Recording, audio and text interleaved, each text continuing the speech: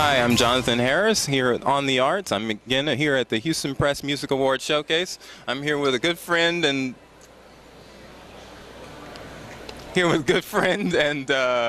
famous rapper around Houston, Fat Tony. How are you, Fat? How's it going? Or Tony? Great to be here. It's Fat Tony. Houston, Texas. Represent. How are you doing? I'm doing pretty good. We're here at the Houston Press Music Awards Showcase 2013.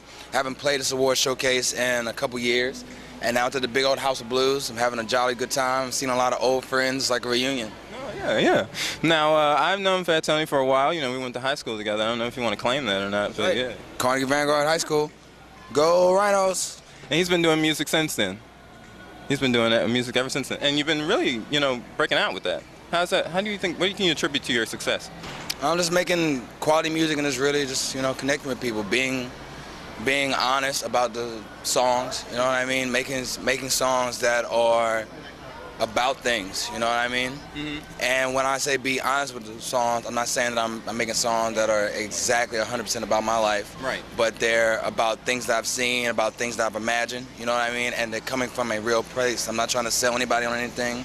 I'm not trying to imitate anything. I'm not copying trends. And I'm just staying 100% Fat Tony, and I think that's what the people want. Personality never told me no fallacy. Said it when we were battling. Got the back of the model. Spit like a skin smell. But homegirl real. She was fun too. It was quite swell. My name's Chantel. Had her on a mantel. And the curve mantel. Me.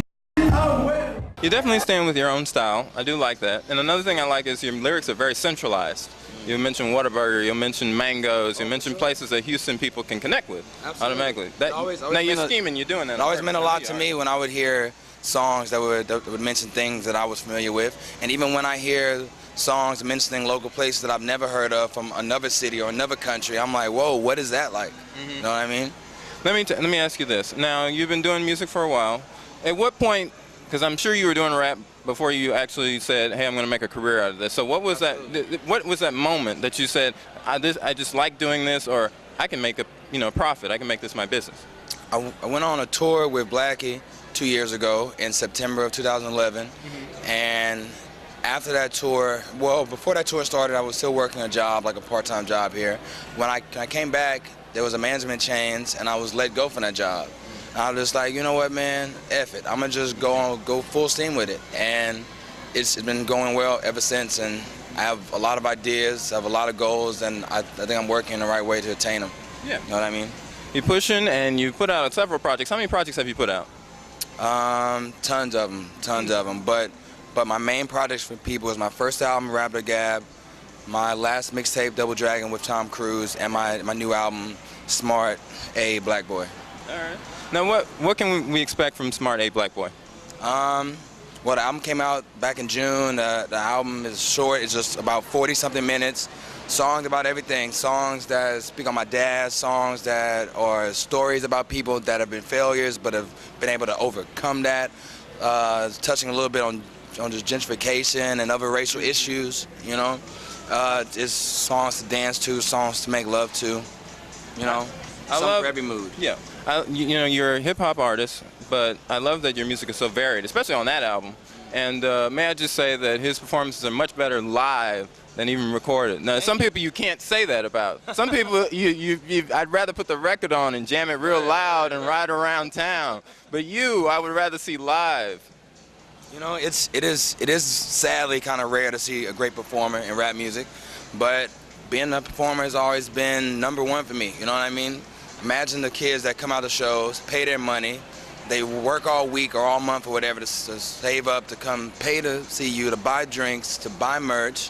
Why would you want to let that person down? You know what I mean? They're like putting their life on hold to pay your art some mind. You know what I mean? Mm-hmm. So I always want to give a great job to people, because this is a business, and I'm doing a service, you know what I mean? Being an entertainer is a service to people. Mm-hmm. I'm here to enlighten people about things. I'm here to make people laugh, make people cry, make people feel all kind of things. And I think it's very important that I do my job 100% every time.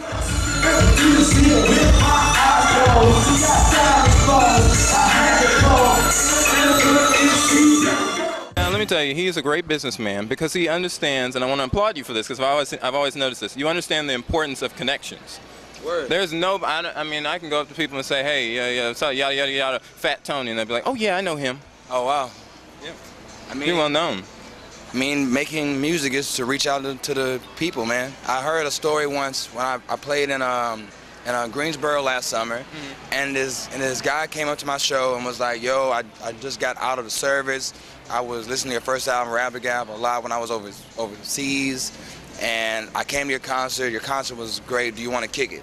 So I kicked it with him at the bar for maybe 30 minutes. We just drank for a little bit and just talked.